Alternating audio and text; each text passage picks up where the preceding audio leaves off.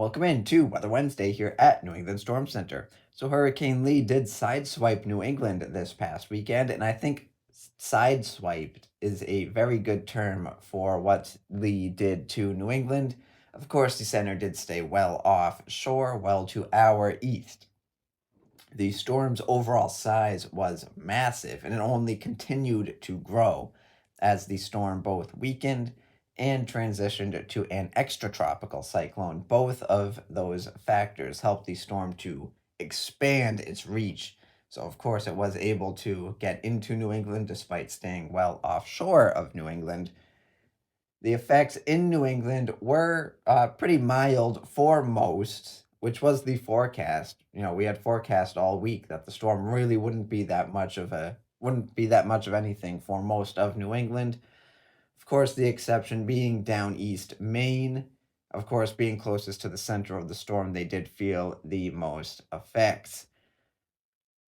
Nearly 100,000 people did lose power across Maine. Just over 100,000 lost power across New England. Massachusetts came out very well. We were expecting numerous to widespread outages on Cape Cod. Cape Cod fared very well compared to what could have happened out there. Massachusetts, they peaked around 4,000 outages, so certainly not bad there. The highest wind gust reported in New England was 83 miles an hour in Perry, Maine. The highest rainfall total was 3.9 inches out in Eastport, Maine. So the damage was limited to tree damage. Of course, there was a lot of tree damage in Maine where all those power outages happened. Of course, you have the trees taking down the power lines. But other than that, just a lot of pounding surf as well. So the storm did make landfall as an extratropical cyclone. It did complete the transition to extratropical before landfall. So it made landfall with sustained winds at 70 miles per hour, which is equivalent to a strong tropical storm. But it was not a tropical storm at landfall. It was a 70-mile-an-hour equivalent to a tropical storm because it was at that point post-tropical. Of course, 70 miles an hour just below hurricane force. Hurricane force starts at 74 miles an hour, so strong storm impacting Nova Scotia. Nova Scotia has had a rough weather year with Lee making landfall. Of course, earlier they had those massive wildfires, very uncommon in this part of the world, Nova Scotia, New England. You don't think of these areas as big wildfires, but they certainly had a very bad one earlier this year during that season. So a rough weather year for Nova Scotia. So speaking of hurricanes, the 85th anniversary of what may be New England's worst storm ever, most powerful storm ever, is coming up on September 21st. This is when the New England hurricane of 1938 made landfall. Of course, this was the big one for New England, again happening 85 years ago now. Of course, every New England hurricane will forever be compared to this one hurricane. This was one of the region's most powerful and recognizable storms. This fateful storm formed off of the African coast as a Cape Verde hurricane. A lot of landfalling New England hurricanes are of the Cape Verde variety. Over the open ocean, the storm moved west-northwest.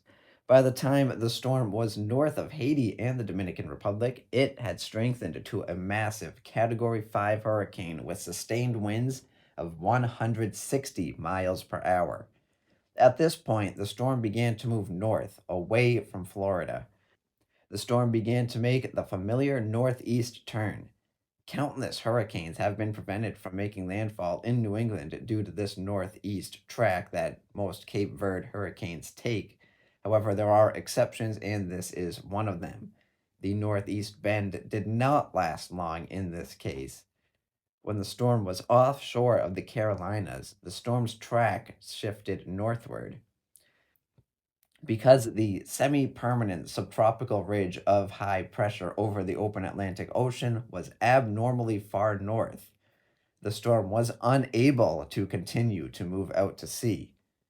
As the storm continued to move northward, it began to weaken, but due to the storm's rapid forward movement, it did not have much time to weaken significantly.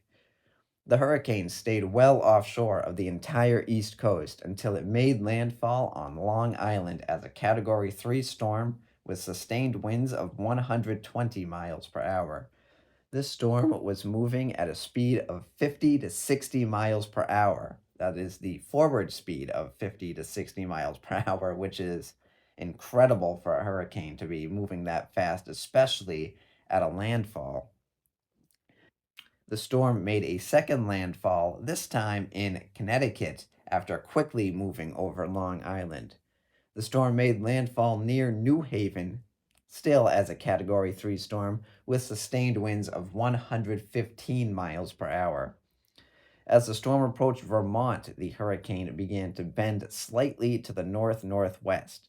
Shortly after landfall, the hurricane became an extratropical storm. As it approached New York, the storm began to bend northwest. Storm passed into Canada and dissipated. This hurricane was the deadliest, costliest, and most powerful in the database era, which began in 1851. Even looking back before 1851, this hurricane was the strongest, with the 1815 gale being less powerful. The Great September Gale of 1815 was another major hurricane that hit New England. There were five major hurricanes in New England's history. The 1938 one, of course, is one of them. The Great Colonial Hurricane, which occurred in 1635, had an estimated wind speed of 130 miles per hour. This was the only hurricane that could potentially surpass this hurricane's mark. Of course, the wind speed of the Great Colonial Hurricane, which occurred back in 1635, has not been confirmed and will never truly be confirmed. Of course, in 1635, still a lot of unknowns about that storm that will really never be answered. This storm truly was the New England hurricane, with major impacts being felt in all six states. A 10.5 foot storm surge was seen in New Haven, Connecticut, which is still a record. Other Connecticut cities had even higher storm surges, with Bridgeport seeing nearly 13 feet and Stamford just over 14 feet.